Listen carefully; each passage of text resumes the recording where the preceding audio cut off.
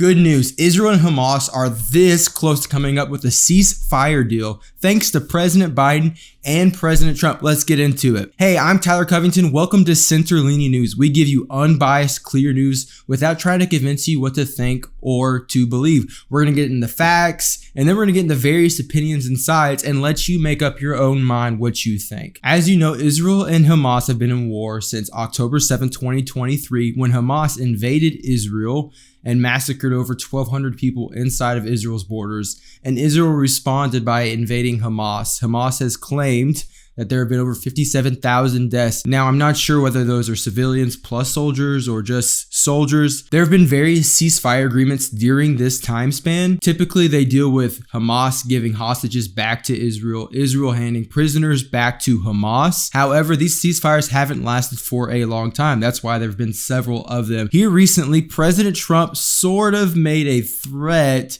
if Hamas didn't return all the hostages before the inauguration on January 20th. If they're not back by the time I get into office, all hell will break out in the Middle East. Can you elaborate? And it will not be good for Hamas, and it will not be good, frankly, for anyone. Thankfully, President Biden and President Trump's envoy have been working together with Israel and Hamas to come up with a deal. Now, Hamas has agreed to this draft deal, this ceasefire deal, and they're in Qatar in the meeting grounds. We're waiting for Israel to see if they will agree to it as well. It includes giving almost half of the hostages that Hamas still has back to Israel, and Israel handing prisoners back to Hamas. Many reports are saying this is the phase 1 of negotiations. It's getting a temporary ceasefire, and phase 2 will include ending the war itself. But back to this current ceasefire. So it's interesting to see two presidents on either opposing party line working together, but it's both of their interests to get the job done, because President Biden has claimed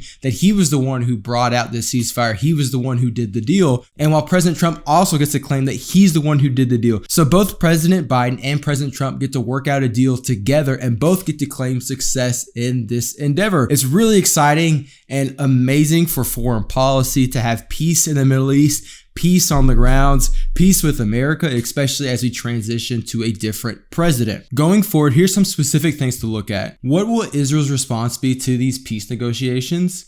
Will Hamas keep the ceasefire agreement for a long period term? So those are the facts. I'm wondering what you think. Do you think it's more President Biden who made the peace agreement? Do you think it was more President Trump's pressure? Or do you think that Israel and Hamas were just ready to have a ceasefire? What do you think? Go ahead and comment your opinion and subscribe. I hope your tomorrow is better than your today. As always, from Center-Leaning News, I'm Tyler Covington.